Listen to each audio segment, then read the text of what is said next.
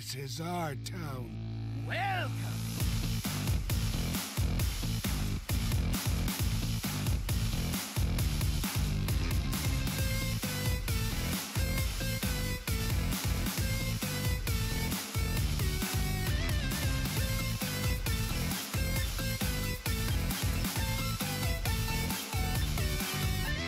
What's up, everybody? Welcome to episode 206 of Valuetown. I'm ChanmanV, and we got Nicholena back from last week, and we've got Cydonia joining as well. How you guys doing? I'm doing well. How are you? Good. Just a little bit sick, so apologies for my voice right off the bat. Yeah, I know you're a little under the weather today, so thanks for joining us. And kind of being a trooper through it for sure. And Cydonia, it's been a while since you've been on the show, so it's great to have you back. Those you don't know Cydonia, he's obviously a player, Canadian, always representing the folks in Canada here.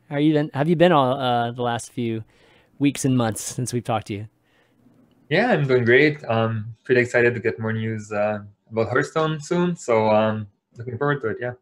Yeah, for sure. Well, we definitely got a lot of news to talk about in terms of competitive Hearthstone, because of course they came out with HCT right after our show last week, and so we've had about 6 days or so to brew over it.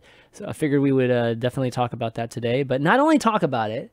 Given that there's a new format, I thought it'd be fun to just have Nicholena and Cydonia demonstrate the Specialists exhibition too. So they've definitely picked some decks out, and we're gonna be playing some on Valuetown. I don't even remember the last time we did one of these kind of show match thingies.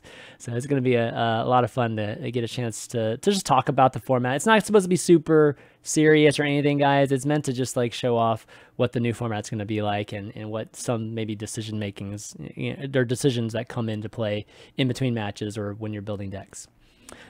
But of course, like always, we're going to talk about what we've been doing this week in Hearthstone. So yeah, Nicholena, like since we talked to you last week, what you been up to in terms of the game? Anything cool? Anything cool? Not much. New decks, new format, tavern brawl, anything like that? Just been kind of, chilling, just playing some standard ladder, but nothing really new and interesting. I've been kind of messing around with decks, but they're bad.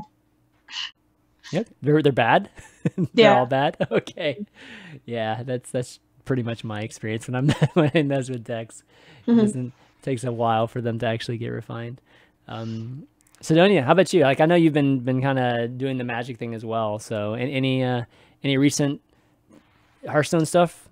Yeah, I mean, Hearthstone-wise, I've been doing my daily quests almost every day, so right. Pretty good.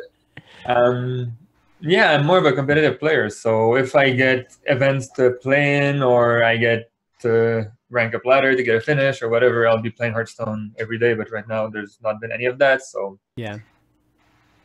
But definitely with the new changes that have been announced, I'm really looking forward to competing again. Just looks like the next time might be the Vegas tournament that was announced. Yeah. But at least we have like a date when we're gonna get some tournaments. Yeah, at least the very first one, right? And then and I think there's like a little calendar or whatever we're gonna talk to in a second here. But before we do, why don't we talk a little bit about news? There was not too many things really that came up, but one thing that did come up that is a little bit unfortunate is it sounds like Dreamhack Grand Prix, which for those of you maybe not familiar with the competitive scene, is a circuit that Dreamhack was doing, or at least a tournament series. Let's just put it that way. That Dreamhack was doing the last 2 or 3 years now, where like all the Dreamhacks, they would basically have a Hearthstone event that that was open, and anybody could go to it, and you could play it and qualify into just like with the pros and everybody else is playing it. And the Grand Prix events have historically been some of the most competitive events because a lot of the top players go to these events. Maybe not as much as when it first came out. When it first came out, I think Grand Prix was arguably the hardest events. I don't know if you guys would agree. Both of you guys have been to Grand Prix events, right? I've been to almost like every Dreamhack. Yeah, so yeah. I know Cydonia. How about you, Nicholena? You've been to a couple, or a few at least, right? Been to 2 or 3. Yeah, right. I mean, I've even played in one. So it's been fun. I've definitely been to several as well, and I mean I love the events. I don't know what you guys think of the Grand Prix events. I think DreamHacks were like a good way to like get all the community together. Like, but as far as tournaments, yeah, maybe with the new format, it's gonna be a bit better because it took like 2 or 3 days to get only like sometimes it would be like 5 rounds day one, and which would last like 12 hours or more, and it was like very tiring for the players. Like so much traveling as well this year, so. Like I think that's one of the reasons why they're not doing them anymore. They just realized that players cannot go to 3 like tour stops every month and not burn out. But like going to like one DreamHack every 2 or 3 months would be great for sure. Okay, so you actually think this is a good thing? Oh, I said because I kind of viewed it as a bad thing, but I didn't really look at it from that standpoint. You know, from like more of a player standpoint. I mean, it really depends what they want the game to be. Like, if it's more like of a full-time thing where they want their players to be involved and making it like a full-time job for them, and that was the dream for a lot of players last year, trying to go to every tour stop, trying to grind ladder every single day, and that was basically like an 80 hours a week job, but there wasn't like support to finance the players to do it, so they realized maybe it's not like sustainable. Yeah, I mean, I think the general HCT tour, I agree with that. But speaking specifically the DreamHack, like there's, you know, he hinted at still looking at hosting Hearthstone events, but you know, I feel like from the statement that I see here, it sounds like there may not be any Hearthstone events at the DreamHacks in 2019. And that's like a huge difference, right? Compared to the last several years. So I don't know, Nicholena, like, do you read that the same way, or do you think that there's still going to be plenty of Hearthstone events at DreamHack? It seems like if they have events, it's going to be like local community, like fireside tavern brawl type events. It just seems like they're not going to be putting on them. Yeah, the whole thing. Competitive ones. Yeah. Yeah. And that's like a way different, right? And that would be a shame because DreamHack, I can't think of any other ones, to be honest, like a live big event where it was open. You know, like anybody who actually attended the event could actually play if they wanted to. And that's would be a real huge shame if that was the case. So there were some non-DreamHack ones though, like all the ones in Asia were not DreamHack, and there was some Geico events. There was like PAX events, all of those. There were like more events that were not DreamHack that were like still the same. Were they were open to, like anybody could show up there and play? Okay, yeah. I mean the Geico ones for sure at the at some of the road shows. Yeah, those definitely are open as well. Yeah, that's a good point. I didn't think about those. So yeah, at least we'll still. I think we'll still have those. Who knows? Like I'm not even sure we'll have those. Those aren't weren't as, I think, big named as like the Grand Prix series was. So I think we'll probably hear more from some those events as well to see if they're still doing it. I imagine the Geico ones are still going to happen at a lot of the road shows at the very least. But I feel like the main issue with DreamHack is that they cannot give HCT points anymore, and that's the main reason why all the pros would go. And also a lot of players, like for example, I was sponsored to travel to those events, so of course I was going, but I wouldn't be able to afford to go to events without being sponsored, which is the case for most players right now. So they can't have like a Grand Prix series, but definitely, I mean, I'm pretty sure they will still have Hearthstone at DreamHack if they want people to go there and play Hearthstone, which is like a game that is still popular. So I don't see why Hearthstone would not be there. Like they're not saying they're not going to do it. Yeah, they're. Well, let me change this. They're not saying they're not going to do it, but at the same time, like there isn't a commitment to it either. So it could very well be what Nicholena is talking about, which is they just do very casual type of events, right? Like have little mini taverns or something there and do that sort of thing, which that wouldn't be too great. Like I would hate to see that after DreamHack was just such a regular just event in our competitive tour every year. So I mean, we'll have to see. Obviously I think that that they're trying. I don't think they're just like, oh, we're outright. They're saying that they're just not going to do them anymore. So I'm sure they're trying to figure it out. And there's a lot of games going on right now. There's a lot of choices, to be honest, to like organize an event. And out of BC, Mike here is, the person that's in charge of all of it. So he needs to figure out, like, is it worth doing an Apex tournament or is it worth doing a Hearthstone tournament? Like that sort of decisions, and that makes it a lot more difficult, probably.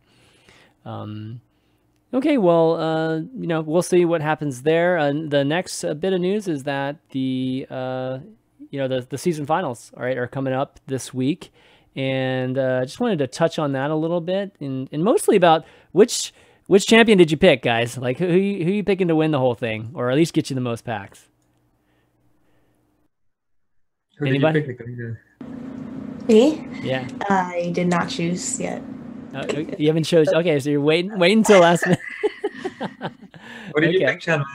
Who did? Oh man, this is the tough one, because like there's definitely a few friends in the list here, but I ended up going. I'm on the Ike train, so I'm going on the Ike. I went with Ike, but it was tough between him and Tyler and Noblord and Bunny, so it's tough. Who'd you end up picking? I'm sure you picked you didn't pick an emotional choice. I'm sure you picked an actual rational choice in terms of trying to get packs. No, I did pick kind of an emotional choice. Oh, did you? Okay. I'm obviously friends with like Ike and Noblord and Tyler and a lot of those guys, and I didn't pick any of them. Okay. Actually, like the last time I watched, I was really impressed by Kai Miao, the Chinese player. Oh, really? Okay. Chinese players have been like bashed repeatedly for not being up to standards, and I thought Kai Miao was seemed pretty cool and played really well, and now he's coming back. So, and I think it would be nice to see someone from China do well finally after so long. So, yeah. He's got a pretty interesting. He's got the Quest Rogue too, like in his. I actually picked before seeing the lineups though. Oh, did you? Okay. I did not base I just based my decision on just I think it would ability, hotness. Yeah. Bloody Face too. Yeah, a lot of people bringing pretty similar lineups, to be honest. Like there isn't too much craziness. I mean, there's like an odd warrior. I think that Ike's the only person bringing an odd paladin. Everybody else is bringing even paladin, or Murloc paladin too, I guess. So that I thought that was an interesting decision by him as well. But yeah, it's going to be happening, this week and this weekend. So definitely be sure to tune in. These are going to be the last chances for people to get into the World Championships, which are right around the corner. I can't wait to get a chance to start covering that. It's going to be crazy, star-studded, just literally the best players are all going to be there. It's going to be nuts this year. So we'll see who ends up filling that lineup out. But enough news. Let's just get to the main thing. I think the biggest thing is obviously the HCT 2019, all the news that was announced there. And man, it's like where to start. There's definitely multi pieces of it, and I think the first thing to talk about is really just the format, because the format's was one of the things that people were most anticipated about. So the format that they're going to be doing is the special, what they're calling the specialist format. And the specialist format is going to be a single class format. So every player is going to choose one class, and they're going to create a base deck, which is going to be like the thing that they have to play with first in every single match. And then from there, they'll be allowed to change 5 cards to create a second deck. And then again, from the base deck, they can change 5 cards. They could be different or the same, whatever. They can change 5 cards again from the base deck and create a third deck. And then they're going to be playing a best of 3s with just whoever their opponents are with those 3 decks. So after the first match, when they play their base decks, the second match, they can switch decks. They can change between any of the 3. And then they play each other again, and then, it keeps going until somebody wins 2 games. So vastly different, very, very different than Conquest. Just in so many ways. It's totally different. Very, very, we saw a little bit of this in TESPA, I believe. And so, yeah, what do you guys think of this format? We'll start off with you, Nicholena. Any initial thoughts? I think I like it. It seems interesting. I haven't actually played it yet, so I'm looking forward to our show match in a bit here, so I can test it out. But I think the only thing I don't like about it is that changing 5 cards between the decks may not be enough to make the different decks feel significantly different. But I guess we'll see how much it really can change matchups, if it actually can make the deck different. Because otherwise, there's not too much point in playing 3 versions of almost the same deck. Right. I worry a little bit about seeing the tech cards during the games, but yeah, I'm wondering if, you know, like you're right about, you know, 5 cards might not be changing it, but that assumes like you have the frame of mind of what we're currently doing, right? Like we just have the best version of this deck for this particular type of, you know, archetype or whatever it is. I'm wondering if like the base deck will change. Like maybe the base deck won't be, it'd be kind of crazy because you have to play with the base deck first, but maybe, you know, the base deck ends up being something that's a little bit more malleable, you know, like into different types of decks for your second and third deck. But Cydonia, what's your thoughts on it? What do you think? I think it's pretty interesting, but I really wonder, like Nicholena said, if the 5 cards thing is really relevant, or it's more the fact that instead of being some kind of conquest format with bans, then it's just one deck, which has the implication that anyone can have only one deck and play a Hearthstone tournament. Like for players who are like watching on Twitch and don't have a full collection, they don't need to invest and build 4 decks, and like pretty much anyone that's free to play can build one deck easily. So maybe that's part of what they were going for, just trying to make it more accessible to everyone, which is kind of concerning though, because people have been saying on Twitter it's pretty hard to register into these tournaments, into these qualifiers right now, that they are really restricted in terms of people, which doesn't really, if like they're more accessible, more people want to play in them, and then it's only 200 players worldwide register in any one of them. So maybe some work will have to be done there to either like make more tournaments or have more people in them, or try to somehow restrict who can access them, like maybe require people to get legend before they can get in or something like that. And I feel like we might have a lot of people like signing up that aren't actually intending to play or won't show up on the day, because you can just go and sign up for all of them like as they come available too. Right. No, that would suck if you're taking up a spot, you know, and then somebody else loses opportunity to play in it. That would be terrible. There's a wait list, but then like if you're on the wait list, you have to be like, okay, well, do I show up and hopefully I get in? Or I think you can almost guarantee that there's going to be no shows to a tournament. You know, 256 people, there's got to be no shows. I heard some of them have like 200 plus people wait list though. Yeah, that's brutal. Yeah, but you know, like what else could they do? You know, like outside of what Cydonia suggested, which is have some type of qualifying method. But all that really does is just lessen how many people can play in the tournaments. But I'm wondering if there's any better solution to this. Like they can only do certain number of people. They can't just take infinite amount of people.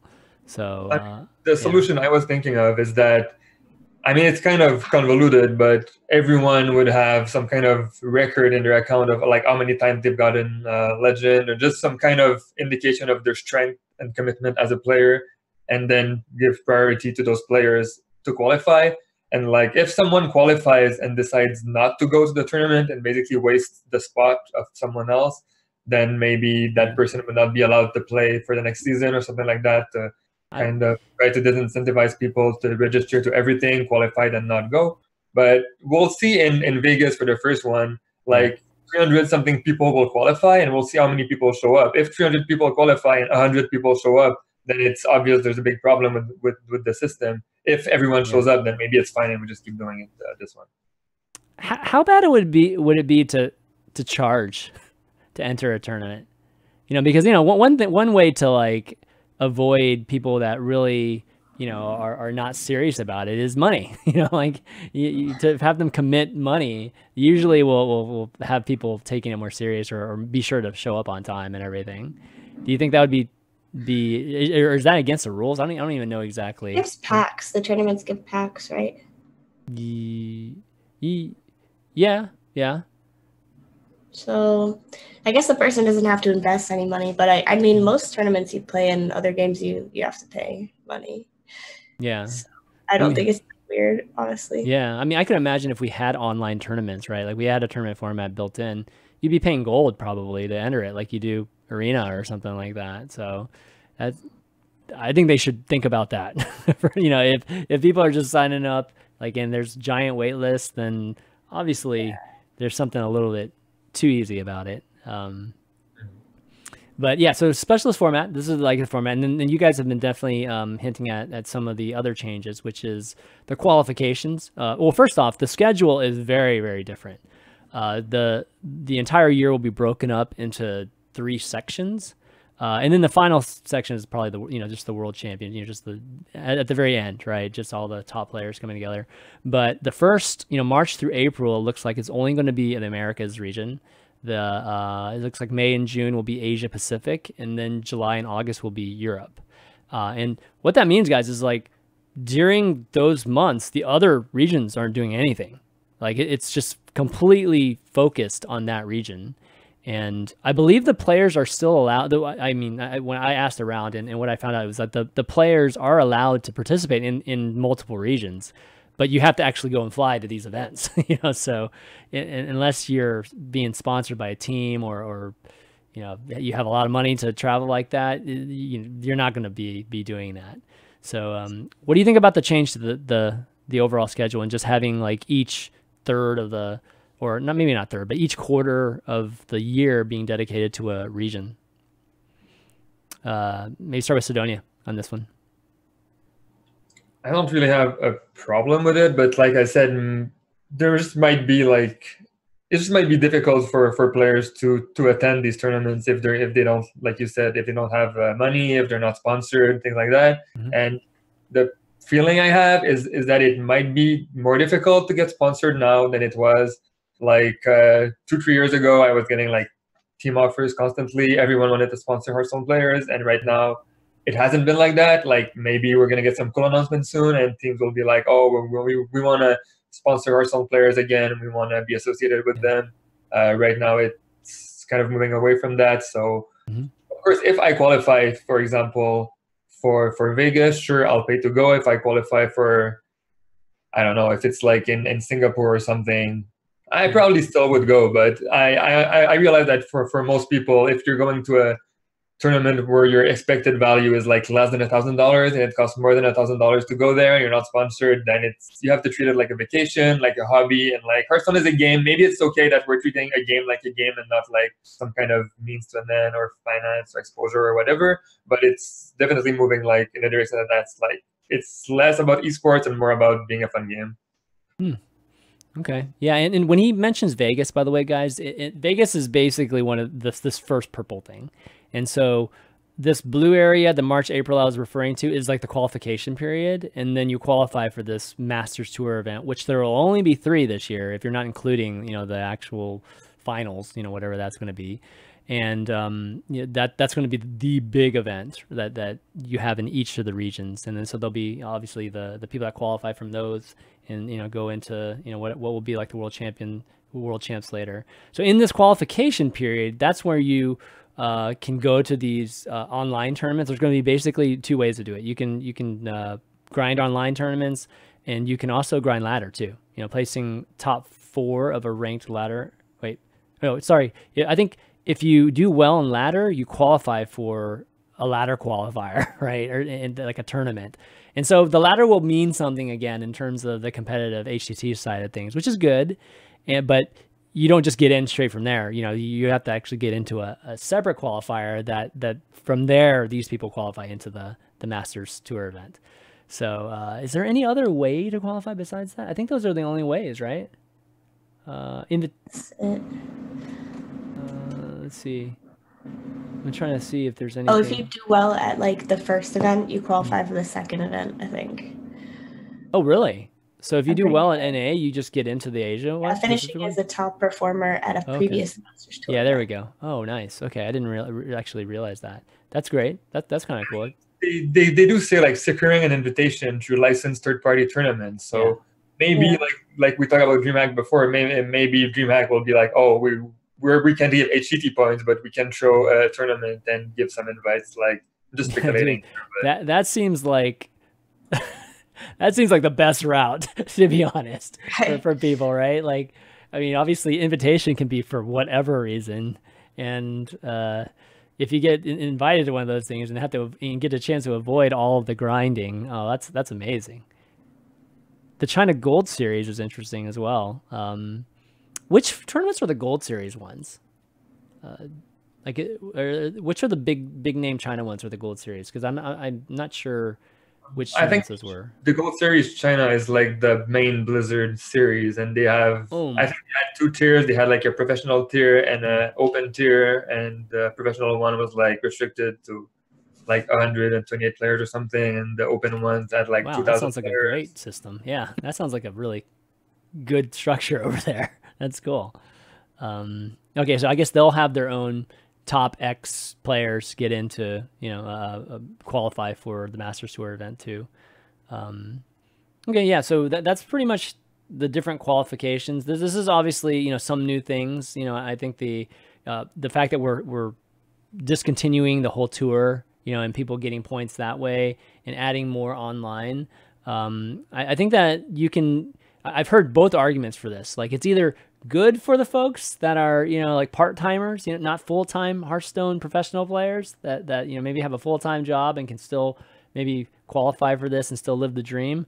Or it could potentially be a bad thing because there's just so many, or there might be so many players playing in them that's going to be really hard to finish or win one of these. I think you have to win one of these things to actually qualify. So I'm curious to see what, how both of you guys feel about it. Obviously, you guys are both, more on the full-time side, but Cydonia, I mean, there was a time where you weren't full-time. There's a time where you were part-timing, and I think initially when you had success, you were part-timing it.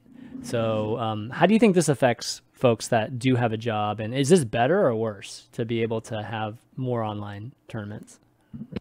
Yeah, I mean, what I did initially is that I would just like play open cups and try to make top 100 ladder to qualify to prelims. And it's only after I qualified for World and got team offers that I pretty much had to go full time, because the system was changing in a way that it would be very difficult to keep playing. Don't go full time. Also, like my friend Doc Pone did pretty much the same thing I did initially, except instead of deciding to go full time like I did, he decided to stay part time and just like, he went to Dreamhack Montreal this year. He went to prelims, playoffs, but that's all he did. And that's also kind of a viable way to do it. But there was also a ton of like grinders who would like just have the dream and like quit school, quit their job, and try to stream and get a team to sponsor them to go to events and grind the HCT points. And I think we're going to see a lot less professional grinders, but we might see more people who have a job who play like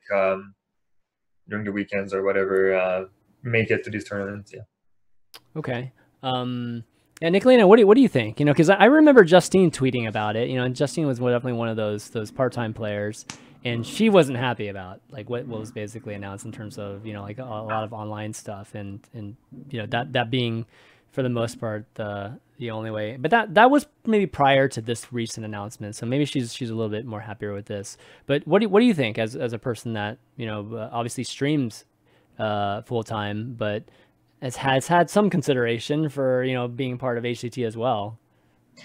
I mean, I ended up being just short of prelims last time because I think because I just couldn't go to any events, so I ended up needing 2 points, and it just like it was hard. I mean, like that's high ladder finishes, but so I felt like at the end of the time, if I had been sponsored to go to, like I am on F2K, but we don't send players to events, or at least we didn't this year, but outside of our like core competitive team. So I felt like if I had the budget or time or whatever to attend events, like maybe I could have made it.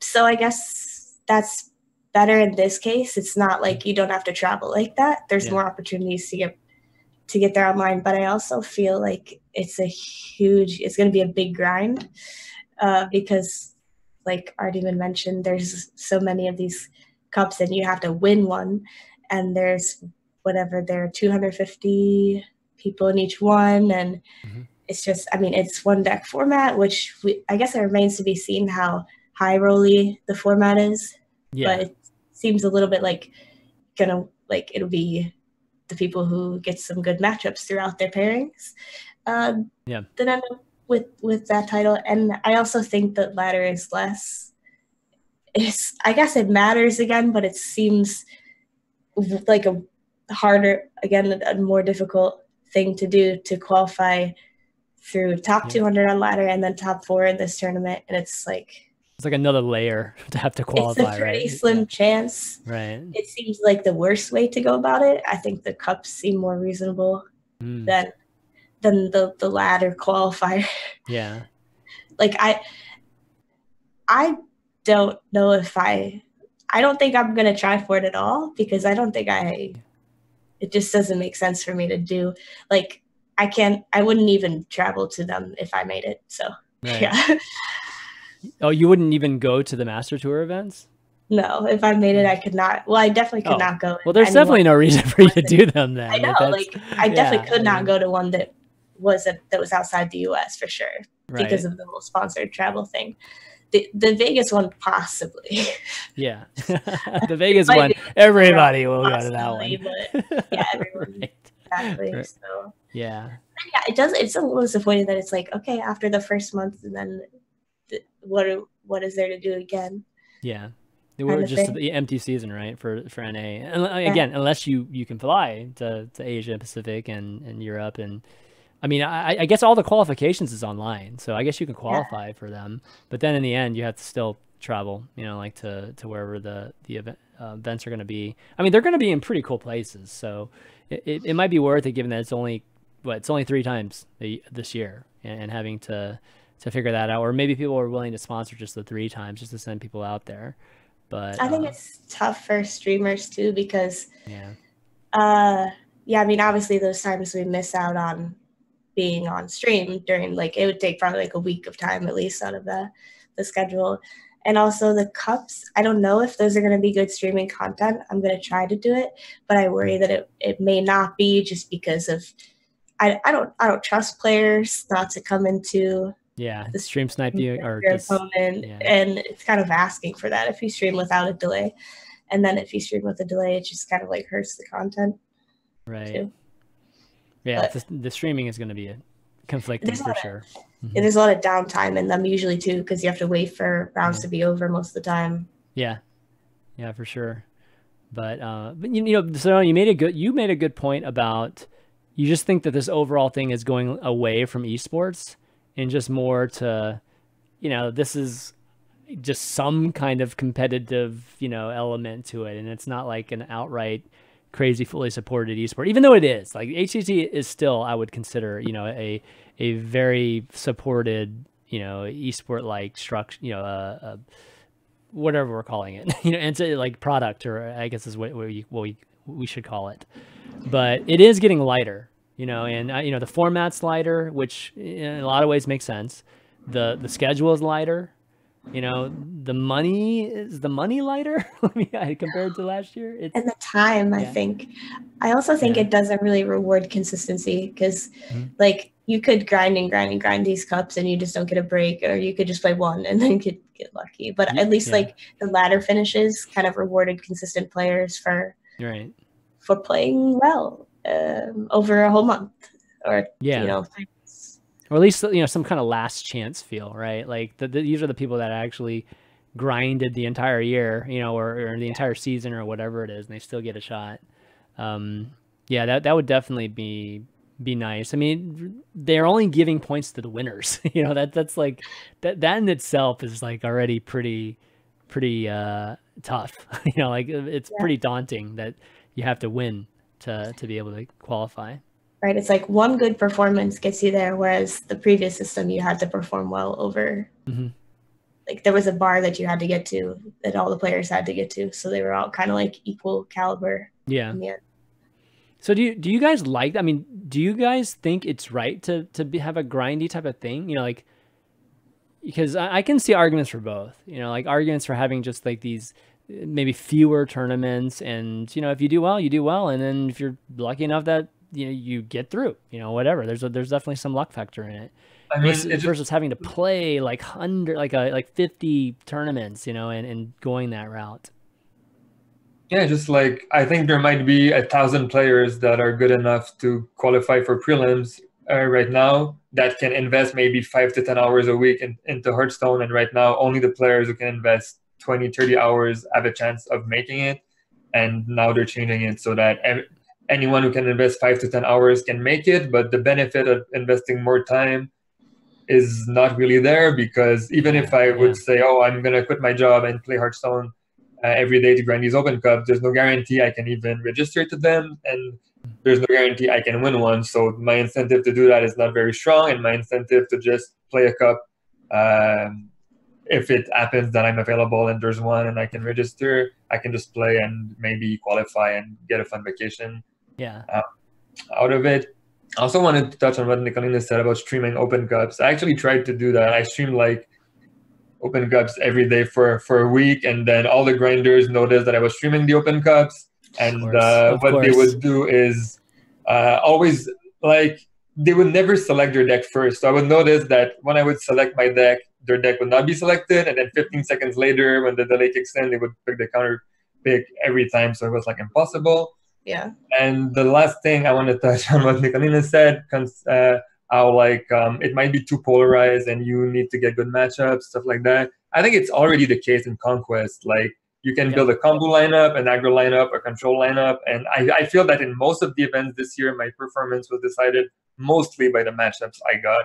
So yeah, I mean, I'm really looking forward to possibly getting a format where we might get to play more Hearthstone and not get too many polarized matchups.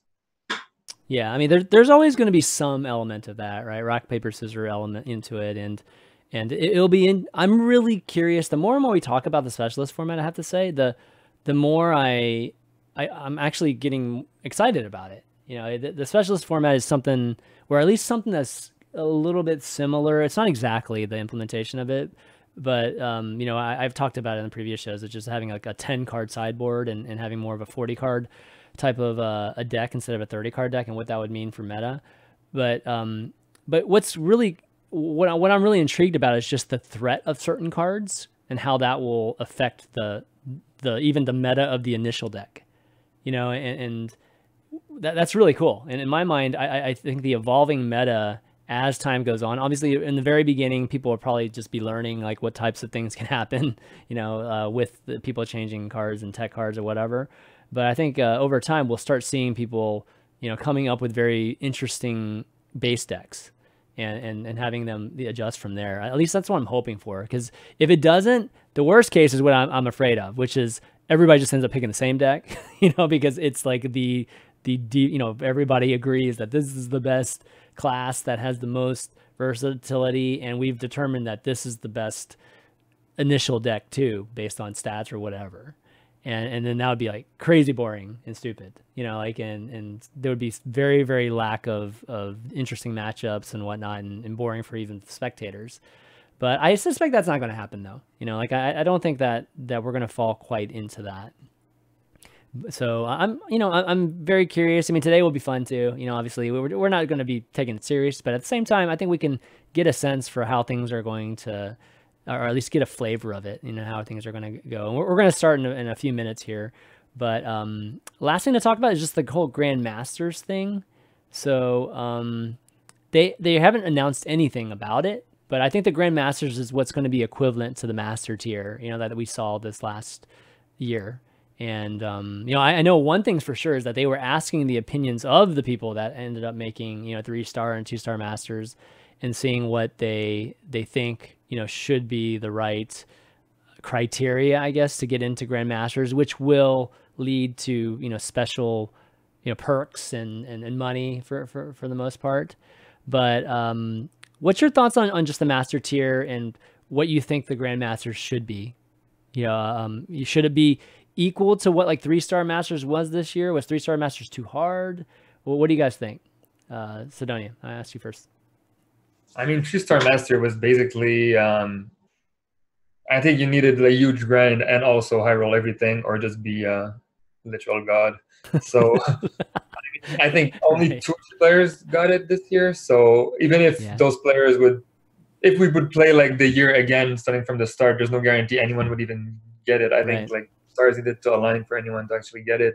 I mean, you asked me what I hope for. Like, obviously, I want to keep playing Hearthstone competitively, and the whole system we were outlining about like the Open Cup thing, I don't think I could afford to like not work and stay home and play Open Cups. Like this is just not something that seems viable. Right. But maybe the Grandmasters would be a path for me to keep playing competitively. So I hope they're gonna consider like someone's achievements and consistency from the beginning of Hearthstone and not only the last year that was very very grindy. But I mean, we'll see what happens, right?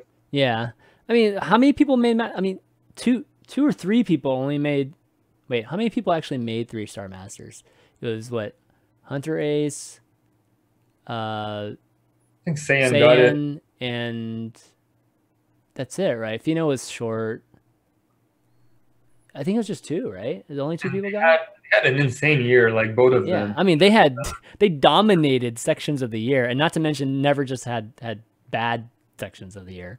So that was crazy. So only 2 people made it there. Like I hope there's more than 2 people that could be Grandmasters, you know. So Nicholena, what do you think is a good number to have as Grandmasters of Hearthstone HCT? A good number. Yeah, you think like top 25, 50? Like, I thought what do you think? Said there would be 16 per region. Oh, did they? I didn't see that. If it was in a previous announcement, maybe. Oh, okay. Maybe it was 16. Like one of the initial ones. So 48 total. That's what I thought. That's not bad. That would sound a lot better than 2 the entire year. I would take that. But yeah. Who knows if that's true? I guess we'll see. Yeah, I have a feeling that some things might change, but it's going to be more people though. There's no question. It's going to be easier than it was this year. Yeah, I don't think there'll be 2. Yeah. Only. Yeah, for sure. So excited to see that. I can't wait till there's obviously more news to announce. Like it just keeps getting a little bit of a drip feed to us. I know. Maybe before the I want to know everything. I know, right? I think that's the last thing though. Is there anything else that they haven't really shared with us? I mean, you guys, I don't think so, I think that's most of it, yeah. Yeah. That big question mark at the end with the Right. So overall, you guys happy? Like not so happy? Just lukewarm about it? Like how do you guys feel overall about the changes to HCT?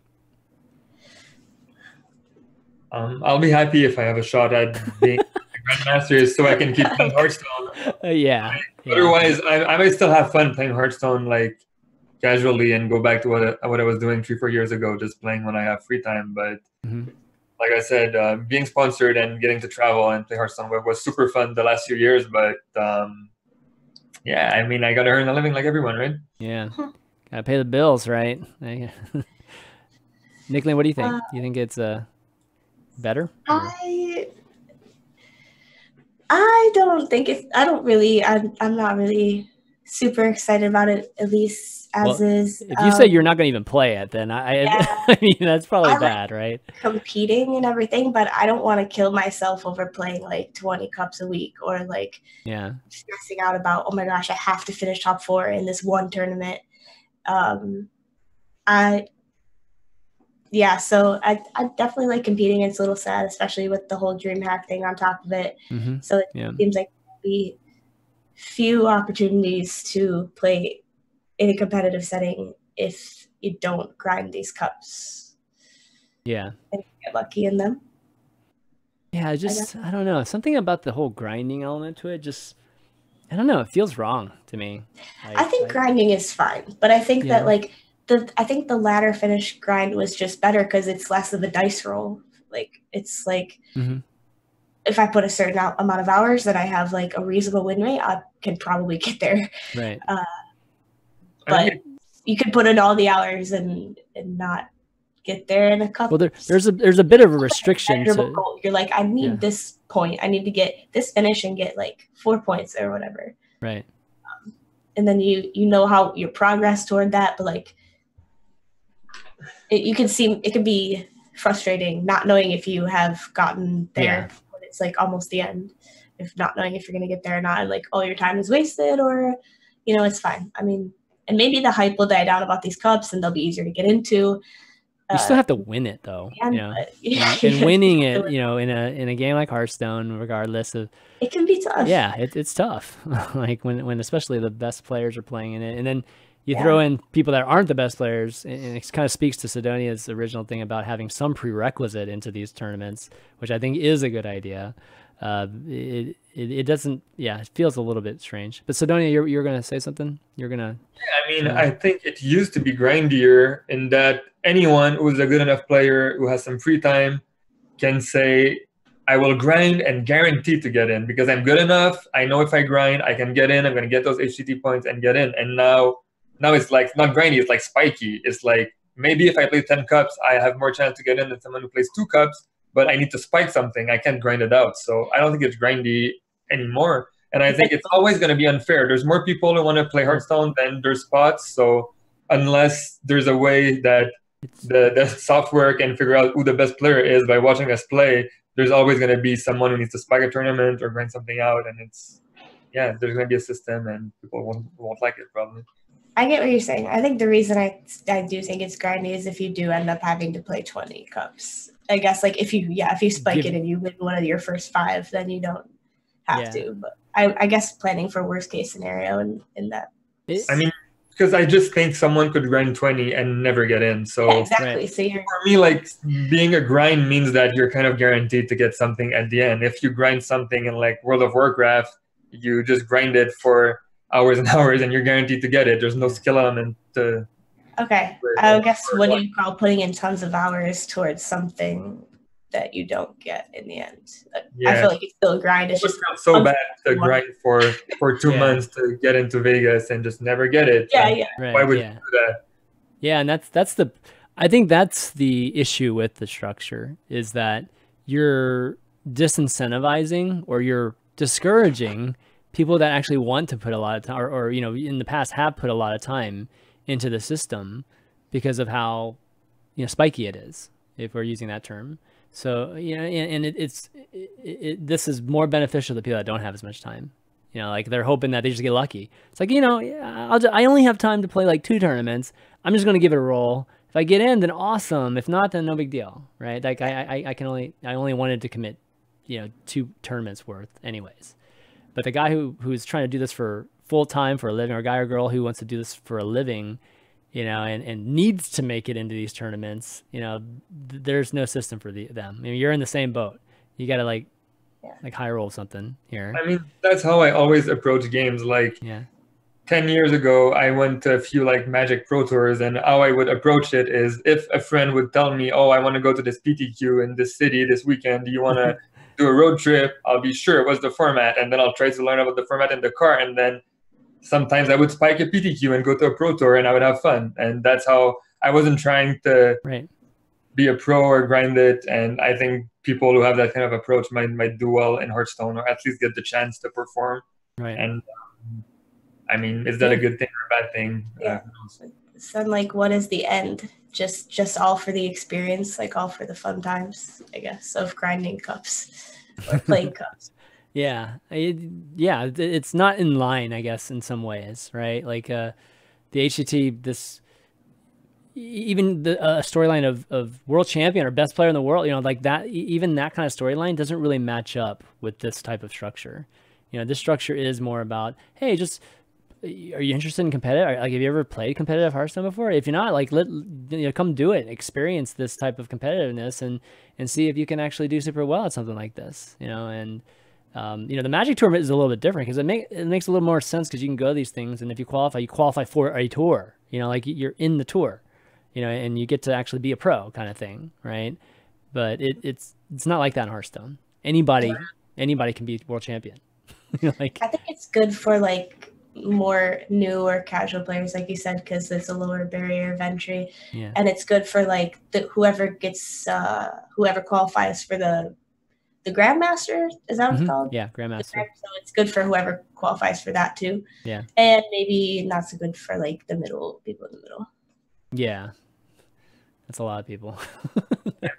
Well, I guess the casual people are the majority of the people, but it's I don't know. The hardcore people are getting, you know, I think shafted a bit. So it's Yeah, I mean, part of it is we don't have the full picture now since we don't Yeah. know the Grandmasters details. I feel Maybe it's that 200 probably, people. Maybe it's 300 people. You know, like that'd be great. it's probably going to be a pretty big deal, and the people who will be in that will have a role to play as well. And I don't think anyone who will win one of these qualifiers is a bad player.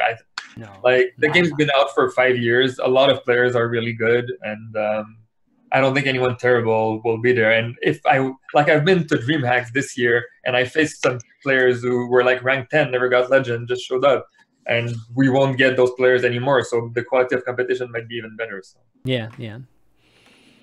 All right, guys. Well, why don't we wrap up? And before we move on to just the fun Showmatch exhibition thing part where we're going to be showing off the specialist format, I do want to give a shout out to all our patrons who support the show, patreon.com/valuetown if you're interested in making a pledge. But we always want to spend some time and say thank you to the folks that do make this show happen. So just naming a few, a big shout out to Ray Dan and Bryce L, Eric L, Jackpot777, Feldylocks, Old Man Riv, Johnson C, Evie, Sasha G, Jeff B, Eric F, Philovirus, and Aaron B.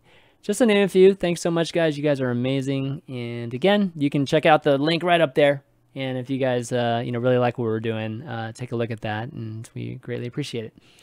Okay, so let's go into the game. So I know none of us launched the game, so I think we need to all get into the game here. And what we're gonna do, guys, is have Nicholena and Cydonia demonstrate the specialist format. I mean, basically what HCT is going to be doing, best of 3, with picking a base deck and then picking 2 other decks, permutations with 5 cards differences from the base deck, and just have them kind of go at it like as if they were playing each other in a HCT match here.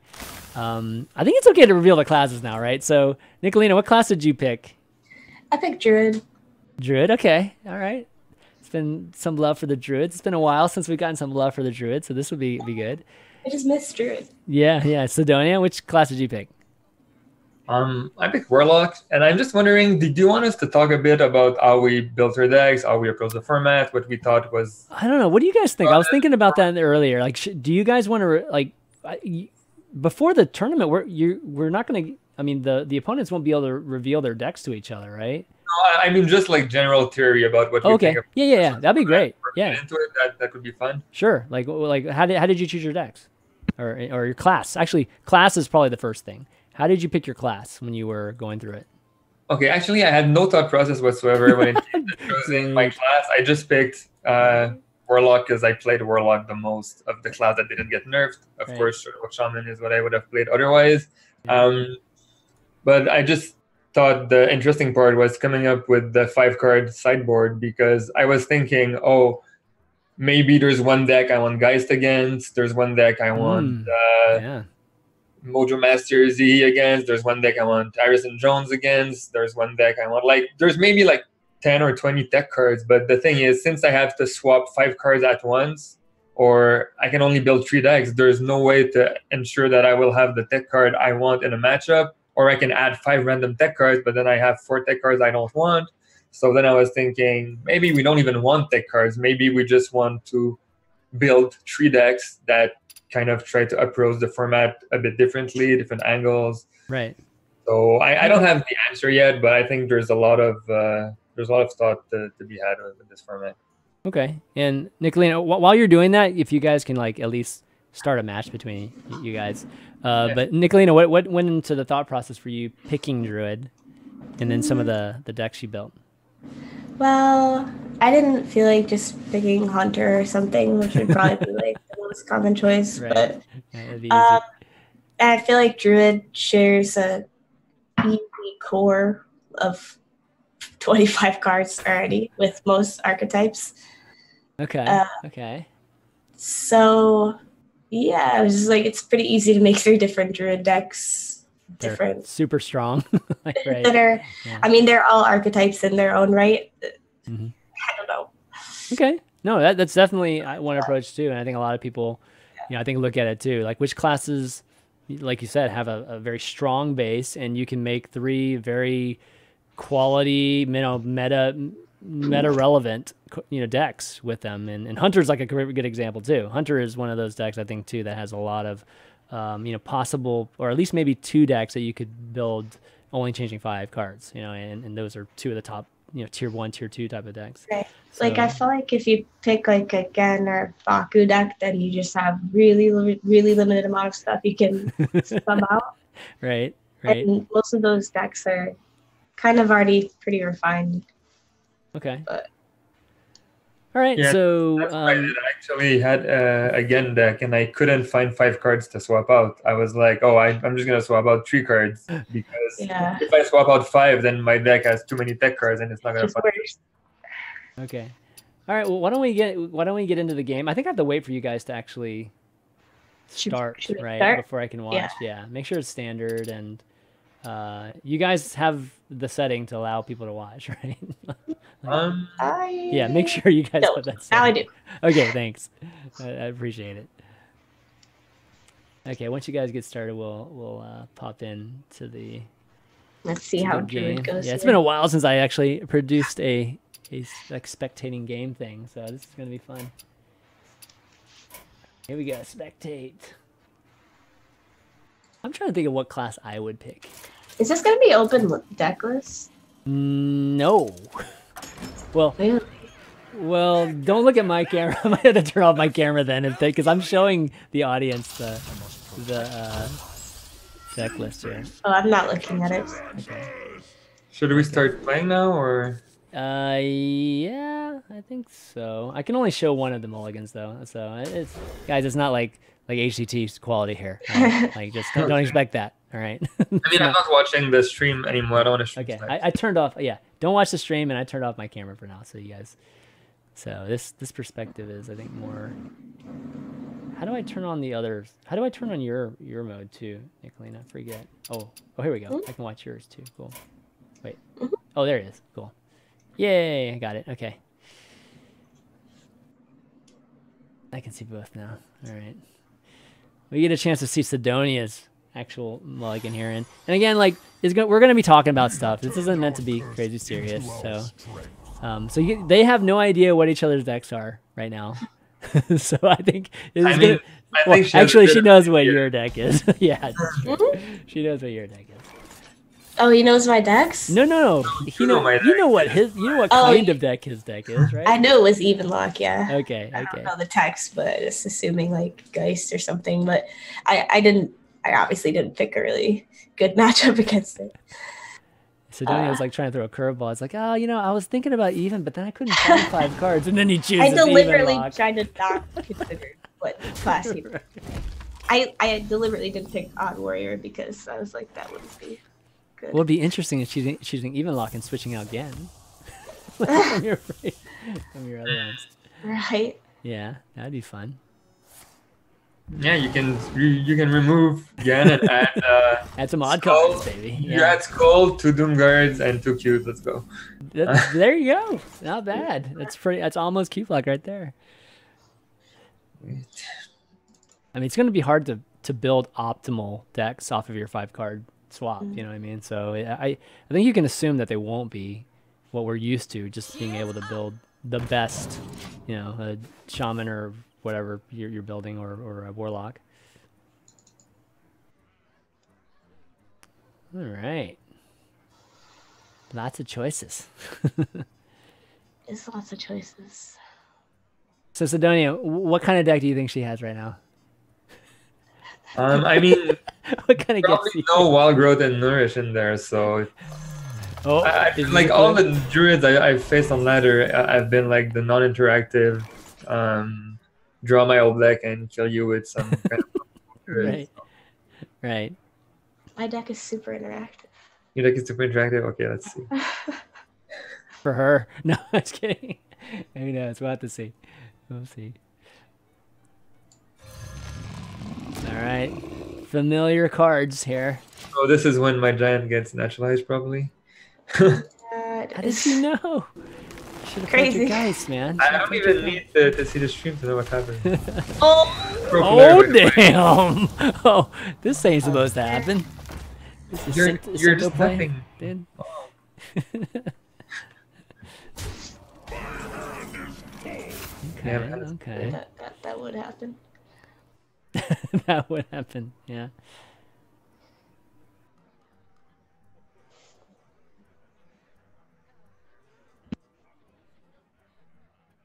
You can win without Gul'dan, right?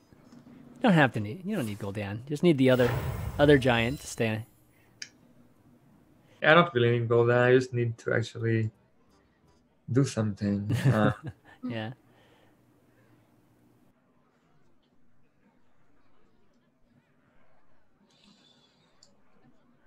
This curse has become our greatest strength.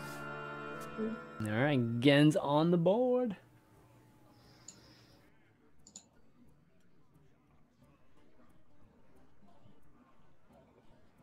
You know, every time turn 6 comes around again, I always want to play it. You know, if I'm playing even Shaman or even Warlock, I don't know why that is. But then when I watch you guys play, like the pros play, they never play it. They like literally never play it on 6. The best moment to play it is on 6. It's never gonna be better, right? that's what I think. I did it on 5 actually. It's just like yeah, ahead of the curve. You know? True. I mean, here it just didn't matter. I mean, I have to play something. So. Yeah. Another 1-costed spell. I don't want you to play a 7/7. Ugh. A classic conflict Dilemma, when you're playing yeah. against. Okay, I guess. I don't know. Druid seems rough. I don't know what else I'm She's doing going here. for it. She don't care about Going. it. She doesn't care about it. Agree. True.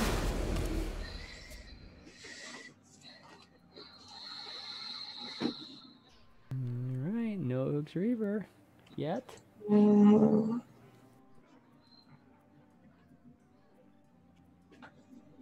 Mm.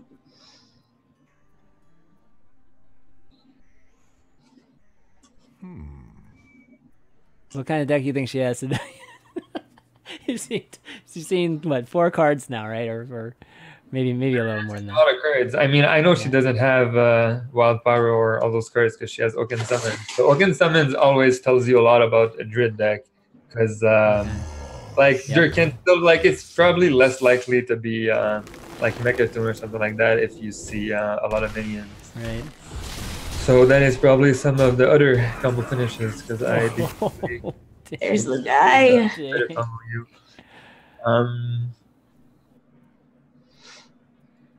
Things just going right for Nicholena right now. Those mills were pretty good.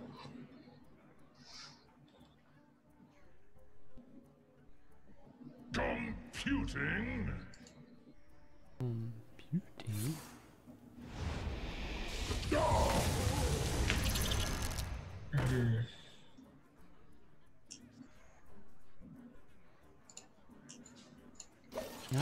Not too many choices that turn. Yeah. Good for Warlock, but it's not good if they have a lot of naturalizes. So. Yeah. And also, I kind of stumbled a lot. Like I just did nothing around turn 5, 6. Mm-hmm. Yeah, I didn't hit very many good 4s and that mid game.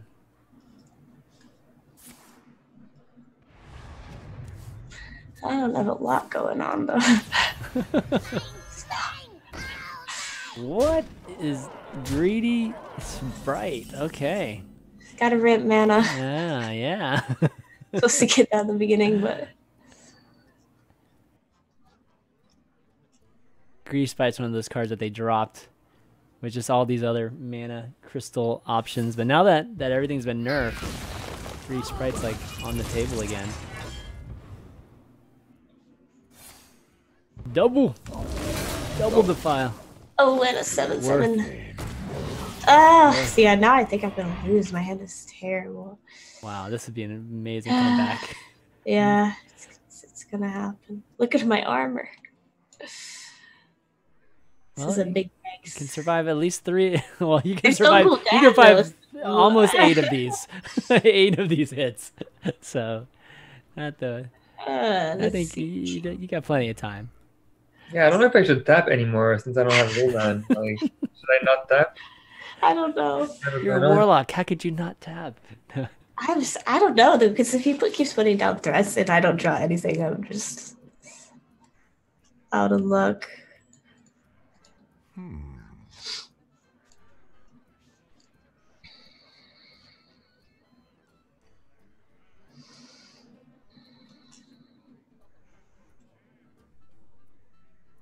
I think I have to.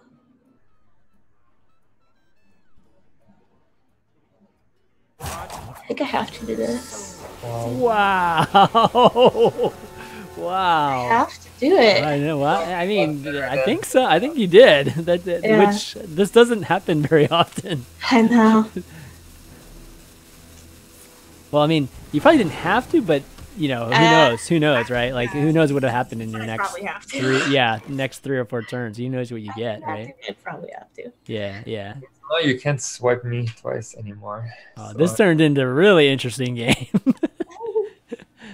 The people are like, "Is that a Drew? What the heck? Is that a Drew?" Come on, just finish it. I know you can do it. Azalina. That's why Azalina's so awesome. This is a hand you've got, though. I mean, it's really annoying because this hand counters itself really well. Like That's like, true. That's so true. The breaker. Oh, that's so funny. This is hilarious. But also, you're gonna if I counter go wide, any counter if I I go wide, you have fire. So it's just like everything's so bad. You know exactly what she has. That's so awesome. Should have probably drawn first. I thought you said you were gonna tap. You're not gonna tap. But I guess now that you know that what her cards are, you're okay. For that, because I don't have anything good to draw, so yeah. maybe I'm supposed to not tap. I don't know. I wonder what she's doing on this one. Ooh. No, I draw this, so I think I do it.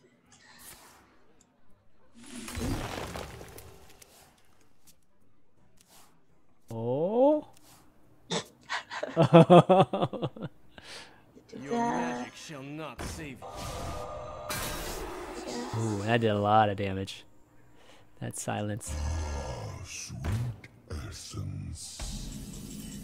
Okay. It's not too bad for Cydonia here. Still staring down 8 damage with 9 health left.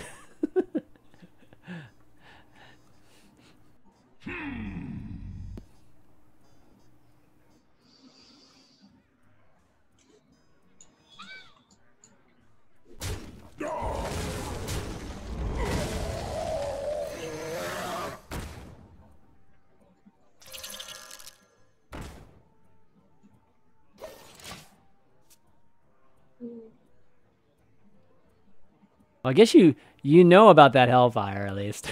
So that's some range already, right? Yeah. Fire with this hand. Yeah. And I drew all my threats pretty much, so really bad. If I draw, I'm just gonna die to whatever. So, yeah, probably. Okay, so yeah. It's getting close. It's getting close. Yeah, I'm pretty dead. Oh, I'm just not completely dead, I guess. Not yet. If you just need second swipe or UI, so it's pretty bad. If she has UI in her deck. Guess I should. But I guess draw. who doesn't have UI in Should her have deck, drawn right? first. Sorry, Twitch chat. Oh boy. Could have just killed him, I suppose. I got this one, so I'll be fine. Yeah. I thought I was gonna gain armor for a sec, but not so anyway. Okay. Wow. Okay, that's interesting.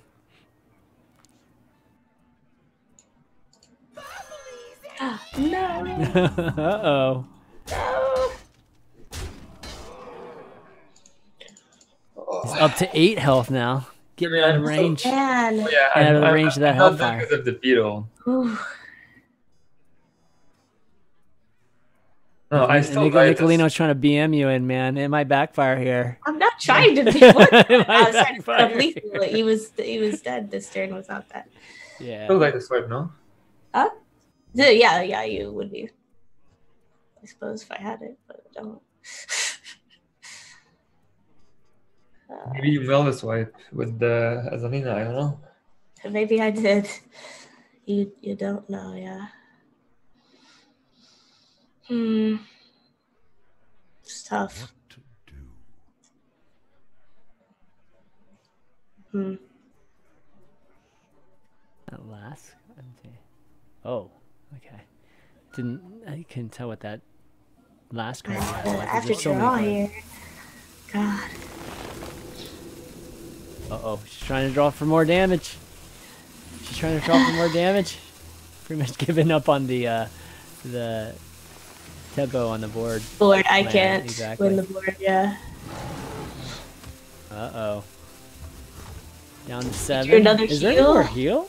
Let me see. I wonder if there's more heal here. Oh no, no more heal. Oh, the damage is piling up now. But I don't think it's going to stop this. She finally got that swipe. And the health bar. But you die anyway. The armor doesn't supplant the health there. Okay. Well, that was game 1. So Nicholena goes up 1-0. And we'll kind of switch over here. Now we both switch. Yeah, so you guys get to switch. If you can you message me which one you choose? Nicholena, just say 1, 2, or 3. I like it messaged me 1, 2, or 3. And then yeah, Cydonia, same thing. Just message me the. Yeah, it's gonna be the last one I sent you. It's the only one that's good in this matchup. So. Okay, I have to look again which one that is. I guess. Okay, so. Yeah, I got lucky and got the naturalizers in the beginning of that game. Oh yeah, they were brutal, man. You got such great value there. Where did you message me? I had Discord. Okay, did I see it? I don't see it in Discord. No, which one that you're choosing? Like I have your decks, but oh, you said 2? Oh, okay. You're not playing the same one. Okay. Wait, I have to switch, right? Do you have to switch? Is that how it works? I thought so. Oh, I didn't know you had to switch. No, you don't have to switch. You I don't. mean, I'm pretty sure you don't, unless I didn't understand. She just that. wants to show a new one anyway. I don't know. It's deceptively complicated. When I was making it, I was like, wait, am I doing this right? With the 5. Yeah, so yeah, somebody in the chat saying you don't have to. Oh, all right. Well, all right. Now you know. Yeah. It's okay. You wanted to show more anyways. Another Like, you decks built for these decks, right? So you want to show them off. So let me see. really Which make one was them your up. last one? Let's see. I forget. Okay. Yeah, I figured that was it. Okay. So I think we've got our overlays all set. Let me know when you guys start the game. Well, actually, it's still spectating you guys, so we're good. Yeah, I started.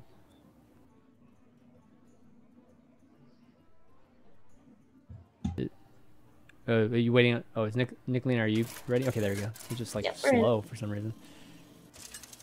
All right. Okay, so we're getting to see 2 different decks now. So The thing is, it's not gonna be different decks. Like you only change 5 cards at most, Right. so never like. It's really hard to get something that feels different with 5 cards. If that's the goal of the format, it should be like 10 to 20 cards, maybe different. I see. That's why I originally suggested 10. I actually thought a 10 card sideboard, but it might be too many too. Maybe an 8 would have been better. I mean, even with 10, you can't really make a different deck. Like, Well, you don't want. I mean, we don't want to make different. I mean, if you're gonna do like that, if you're gonna make different decks, you might as well just like, okay, each of you guys pick a class, and you can build whatever decks you want from the class, right? Like,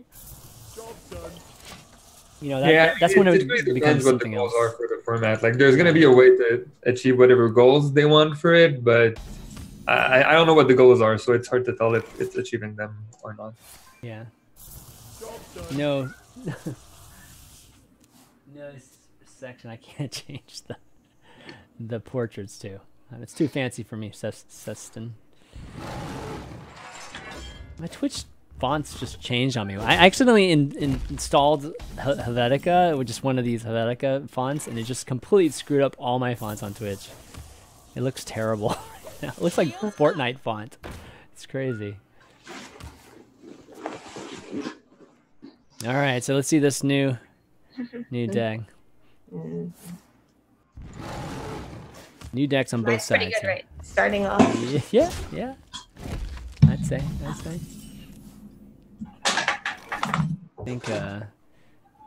I think Cydonia has a better start as well. It's not amazing. Like Better than the last one. Better than your last game. I mean, the last game, it's not that my start. Actually, it's because she got double Oaken. Oh, true. Oh, yeah, you did get the so giant. my starts looked bad, but I had the giant last game. Yeah, you did have the giant I last don't have game. the giant, so my start was better last game actually. Yeah. But I mean, maybe she doesn't have double Oaken this game, so I won't get run over. Cool. Yep. That's...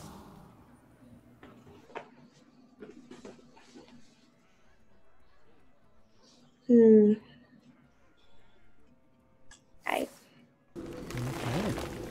Using that spell stone right after. now I can.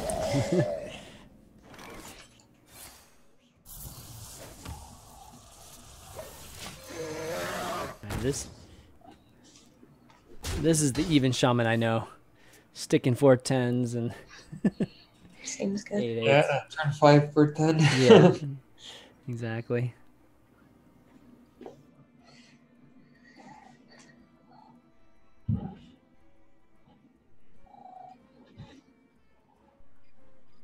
Yeah, I think 10 would have been cool too, Aramis. And I almost did. I was so close to doing an event. I was literally planning the event, had already scoped out like most of the event to do a 10-man sideboard, and was about to just ask people. And then I got convinced not to do it, like because nobody thought it was going to be interesting, or like the people I asked didn't think it was going to be that interesting. So I was like, oh, okay, maybe I'm just wrong about this. So I don't know. I kind of regret not doing it now. I really wonder if the sideboard thing is gonna be. I don't know if they're calling it a sideboard, but It's not a sideboard officially, but it is essentially. You know, you can change 5 cards, right? And, I really wonder if there's gonna be like a significant impact and cool strategies will come from that, or is 5 cards just not enough? And also the lack of flexibility from only being able to, like, since you have to choose your 5 cards. yeah, Let's say there's like 30% of the format you really want to kill their weapons, so you can put like Harrison Jones in and a Goodness Ooze or something, and then you're gonna switch those 2 cards, but you don't want additional cards because then it's not gonna be flexible enough or whatever. right, So, right. I mean, it's not a true sideboard. A sideboard's actually more flexible. This is you know, because this is most of the preset time, yeah, like let's say I have a 5 or 10 card sideboard, and there's 10 or 20 different matchups. I'm only gonna want to side in 2 or 3 cards each. right. So That's right. So I'm rarely citing in exactly 5 cards and citing out exactly 5 cards Right. and having my plan be the same against every deck. Right. Yeah. No, that's the part where that's So if even we'll more see if restricted. there's a way to make it work out, or if most people will elect to just like, I'm pretty sure for even log it would have been correct to cite in even less cards than I'm doing, and I'm not even doing the full 5. So Yeah, that's true. You have to switch out 5 cards, right? Or do you? Like, I don't think you have to pretty switch sure out. you 5 don't cards. have to. Yeah, you don't have It to. can be up to 5. I think you're allowed to have the same deck 3 times if you want to. Yeah. The only issue is just that you're you know, like a sideboard's nice because you can actually adjust based on your opponent too. Like, you know, from round to round, you can you swap in with just whichever cards you want, right, between games. But with this, you're always going to have the same exact sideboards every single time. So there could be some matches you just play the same deck 3 times or 2 times, 3 times, whatever. Which really shouldn't be the case, you know, if you're doing this type of format. Yeah, it's just like if it ends up that we have only, let's say, a 2-deck format. There's only like 2 decks in the whole format. Like there's Aggro Shaman and Control Warrior. Those are the 2 decks. So then maybe you can have like, you have the Aggro Shaman sideboard, the Control Warrior sideboard, and you have a main deck that tries to be good against both of their main decks, and then it makes sense. But Wait if you a have second here. 20-deck format, Wait a second here. Is this already over? Monk ass. Okay. oh, I just got killed. We can play the third one too. Let's play the third one too. Oh, Well, GG. well, we're Nice. talking. Let's play another one. Let's just play the last one too. Play the last one too. The last deck I have is more interesting. Yeah, actually, Nicholena was able to change quite a bit in her last one. So. All right, I'm gonna just play the same one again because my other one is anti-aggro. So Sure. Okay, let me change. maybe I need anti-aggro more. I don't know. It's bad though, probably. I had like Mojo Master in my hand. I actually crafted it just for this, and it's not even good. No. Well, you played Geist too, like right after she'd used some of her. That's why tech cards are hard to use. Yeah, Even exactly. Dreamhack is the best deck for techs because you can draw the most probably, and like I don't know, it's very easy to sub stuff into. All right, showing it. Give me a second. Here we go. Yeah, this will be a lot different, I think. But Nicholena, I think your deck's a good example, at least, of having a pretty different type of deck. Yeah. Or at least the play style is a lot different. I tried. Yeah. Yeah, this one though, I have a weird feeling like I forgot something I need or something. Like what's interesting is when the qualifiers start running, there's gonna be like so many qualifiers already like right off the bat that we're probably gonna have a pretty good idea if the format is working or not. Like yeah. I'm sure Blizzard have tested it internally, but I don't know like which kind of scope they had to test it. And well, they ran it in TESPA too, right? Like there or something really close to this in the college stuff. So they've done a little bit more than internal. They've definitely done more than internal testing, which is good. I'm glad that they didn't pick something that was completely unproven. But I suspect that the first season, like the NA season, will be interesting.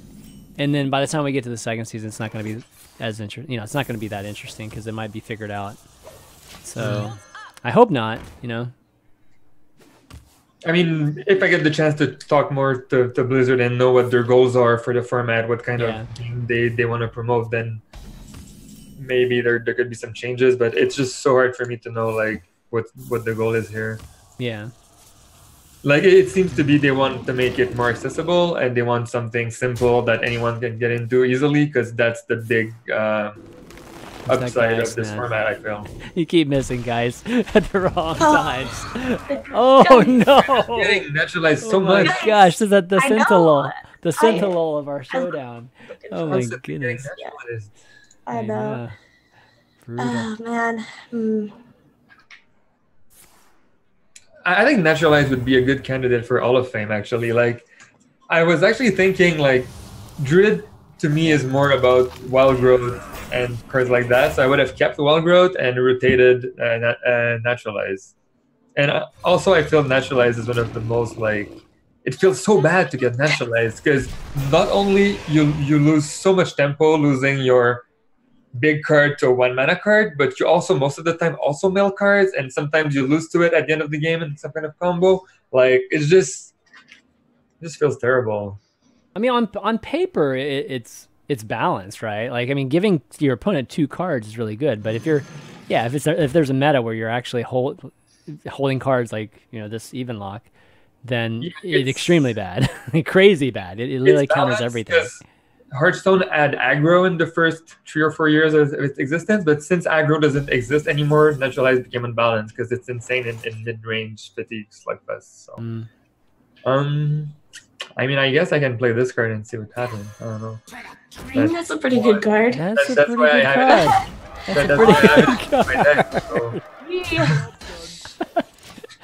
Nicholena can't do anything. Nicholena can barely do anything. Come on. You seem happy. I can't do anything. I know, that's what I mean. It's crazy. Oh no. It's crazy. Oh god. I think you probably have a sense for what kind of deck she has now. Not many decks play the Astral Tiger. My poor tiger. I don't want my 5/5 to die. It seems good. I don't know. Okay, let's. It's rude. Should have tapped last. Why not? Yeah. So getting back to your point to natural, I mean, Druid would have if Druid sucked against wide board, well, I guess Druid doesn't suck that bad against wide boards right now with Spreading Plague, but you know, before they used to suck against wide boards, and if you took away Naturalize, they'd suck against big, you know, single minions as well. So I mean, we had Mulch. Like Naturalize saw no play actually for a long years. time. True. Yeah. People would play Mulch over it, and then when Mulch stopped existing, which one should I do? This one? Lots of choices. Yeah, I think Mulch was it was still pretty RNG based, but it didn't feel as bad as Naturalize does. But that's just me. I would bring Wild Growth back for sure and try to find other space in the Druid class. But I tend to get really nostalgic about all the fun I had playing Wild Growth, and Yeah. and now I'm like, oh, I don't want to play Druid anymore. So The value is insane. The value is insane. yeah, Oh just my go back, goodness. That's a good card. man. Wrong with I this? mean, Oh, both of those last two cards were good. No, Hellfire got burned. Hellfire was great too. I'm not gonna die.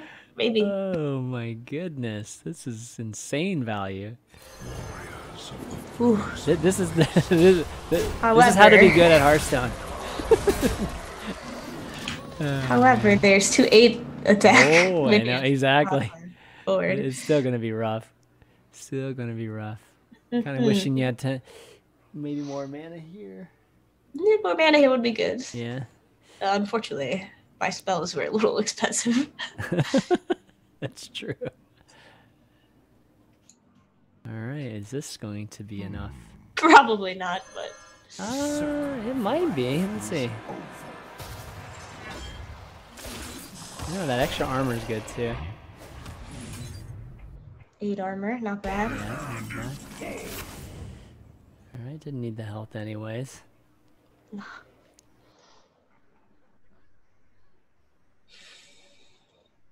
Lethal challenge, Cydonia.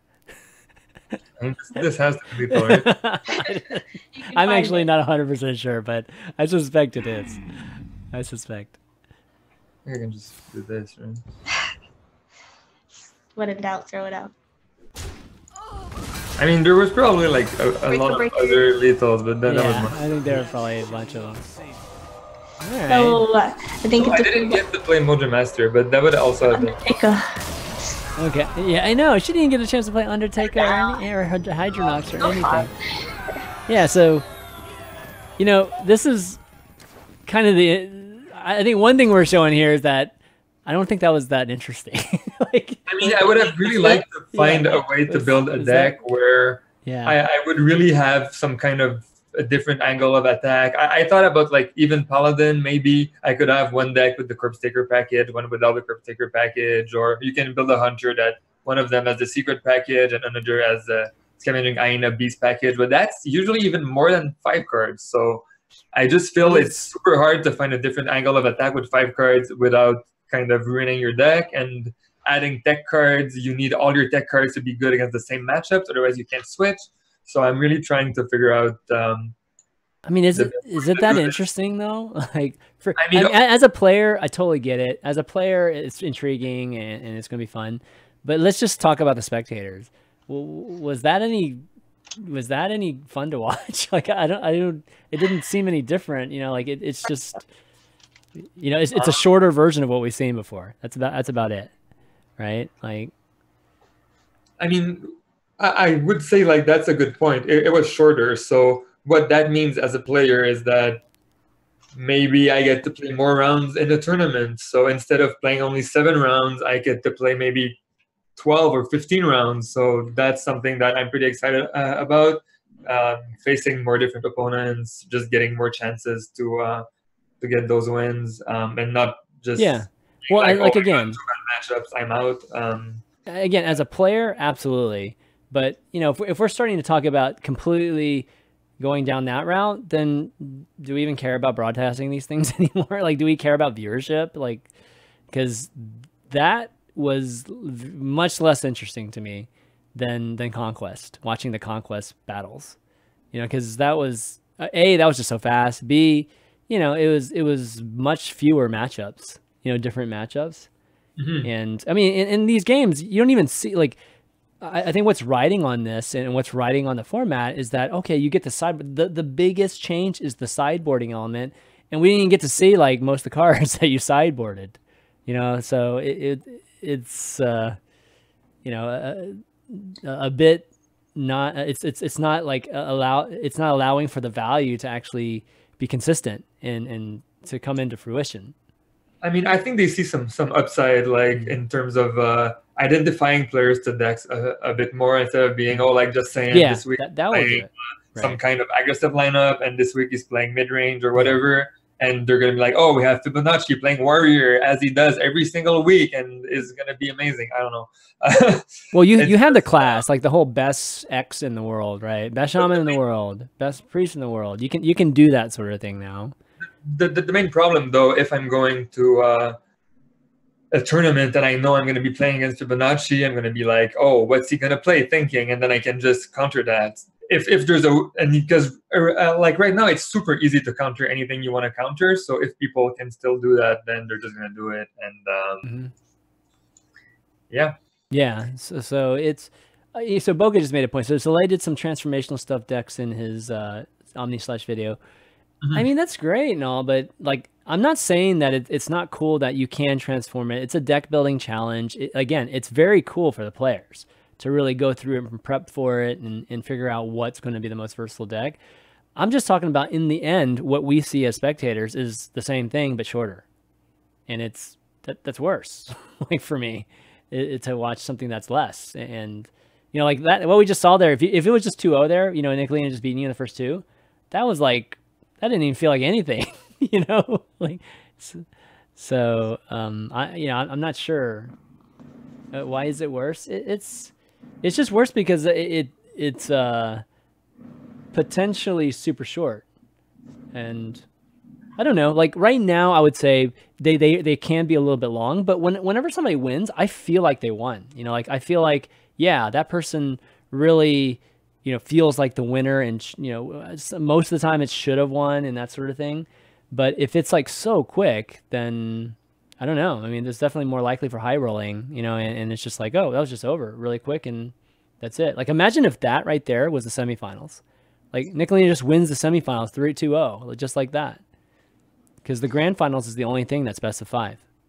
I mean, if you look at other games, like other very popular card games that we're not going to name, I've been using Best of 3 forever. You can name me. It's fine. Yeah, you can name them. It's fine. It's working for other games. We maybe don't need to have. Yeah, but other games don't have the viewership Hearthstone has. You know, like there's probably a reason for that. Like it has success in terms of the player base, but you know, and them wanting to play in those tournaments and whatnot, but nobody watches them, you know, so that they don't have to worry about that is kind of what I'm trying to say. Because once again, as a player, like the one time I felt that I really had the chance to play a real match is at, for example, Spring Champs and Worlds in 2016, where I was playing best of 7. But now with best of 5, most often I feel like queue order is a big factor, and if you lose the one game you're not supposed to lose, then it just snowballs. So yeah, I really don't feel that best of 3 will be more high rolly or more. I just feel that we're probably gonna get to play more games, which will compensate a bit for the games being shorter, and it's gonna all kind of pretty similar to what we have now. And I mean, we're gonna try the format. We'll see. Yeah. If it's not good after the first. I don't know if we're calling them seasons still, but if it's not good after the first big tournament in Vegas, there's nothing that says. I mean, they're gonna get a ton of player feedback, and they're gonna get. Well, they can't change anything. Like it'd be wrong of them to change it because it's not fair to the people that. You mean changing it after Vegas? I don't see why they wouldn't be able to do that. No. Really? Like you don't think that's? I feel like this whole thing is structured to be. You know, every region is. I mean, they don't have to do it, but the way they have structured it is that, you know, whatever the rules and the structure and everything is in place in the very beginning, it needs to remain the same the entire year. Otherwise, it's just not fair to how folks end up in the end. I mean, we always had like one last year standing tournament, one conquest tournament, and tournaments could have different formats. It wasn't necessarily announced. Like sometimes they announce the major 2 weeks before the major actually took place, and I'm living here in Canada, and I registered for a major that just popped out that's in Singapore 2 weeks from now. So, and I just learned the format, and it may be Conquest, maybe LHS. So I don't think changing the format is a big issue. If this format doesn't work, it's better to change it. I would agree with that. I would prefer to change it than just keep it the same. It's just, I just hadn't really seen them change it, at least from the standpoint of like these HCT, like Blizzard organized events, versus just, some of the tour stops, right, having different things. But okay, well, definitely wanted to show just kind of what this format would look like in action, and obviously we had to see it really in play, serious and an actual tournament that's going to have Swiss and everything in the initial rounds, kind of using it and see how it works. But right now I'm a little bit on the fence about it right now, just from what we've seen. But I'm definitely hopeful it's going to do well. I don't know, Nicholena, you feel any different about it after just playing it for like even in this type of environment? I felt like,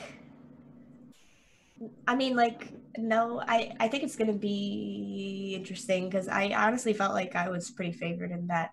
Yeah, in that matchup. True. But that's going to happen, right? I don't know. That's going to happen sometimes. I didn't have the naturalizes. I really could have gone either way. So I think it was okay. Like Cydonia said earlier, when you bring different decks and you have Conquest, it's very high rolly. So I think that format was not great anyway. So I like that we're trying something else. What do you guys think about not having to start with your base deck? Like you could start with any of your 3 decks. Because it's, because the base deck is going to, that's going to be potential. That's just a coin flip, like that's almost random. That's completely random, right? I think if it's not open deck list, then it's a coin flip every time almost anyway. Yeah. Well, a little less, like not exactly, but if it was like last year's standing where you had to continue the same deck or be a little bit easier queuing. Yeah. But imagine they have attack in one of their secondary or tertiary decks that's really good against one of your 2 decks. So like it's just a gamble on which one you're going to throw anyway. Yeah. Well, we had that right with Conquest, just choosing which your starting class. So exactly. It's this Conquest had that really. But you had a choice. Hope I win the. Like you at least had a choice. And if you chose wrong, then you just choose wrong for whatever reason. Like now, it's just, I guess your choice is pre-tournament. Just like whichever deck you think is going to do well against most people, and you choose that. Right. So yeah, I guess that's. I think how it is in other games. Yeah. Okay. Well, what? Oh, go ahead. Sorry, finish. I was just say, I think it would be better if you could start with anything. Start with any of the 3 decks. I'm not sure why you can't. Yeah.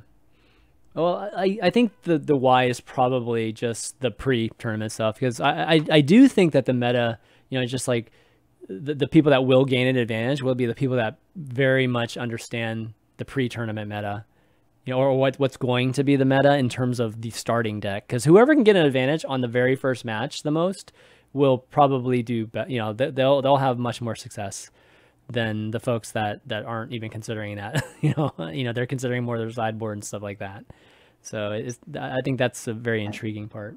Yeah. But then again, if we have like we were saying earlier, I only have 1 deck. This is the class I'm playing. Yeah. And it's like that's not a meta. That's just random too. Yeah, that's true. But it depends on how much of that there is. They're like, I love Shaman, so I'm gonna bring Shaman. Yeah. Now you can dust 8 classes worth of cards and save money on packs. Yeah. That might be the root of all of this. You might be completely right. You might be completely right about that, actually. All right, well, why don't we wrap up? This has been a lot of fun. We haven't done anything like this in the year or 2 years. I don't even remember the last time we did a Value Town Showdown. So this was a lot of fun. And, thanks a lot for you guys, hopping on and doing this with me, discussing all this stuff with me as well. And Nicholena, I know you were feeling under the weather too. So I really especially appreciate you you hopping on and being a trooper through this. It was fun. Yeah. Cydonia, you want to do some shout outs before you take off and call it a show? Yeah, just shout out to like all the awesome people in the Hearthstone community. Hopefully they know who they are, and yeah, it will be nice to see people again at in Vegas probably. Vegas is the goal. Everybody's goal. It's definitely a good destination. They need to make sure they pick great destinations so people want to go and are, you know, motivated to qualify as well because of it. Nicholena, any shout outs you want to do? No. Shout out to my community again, as always. Awesome.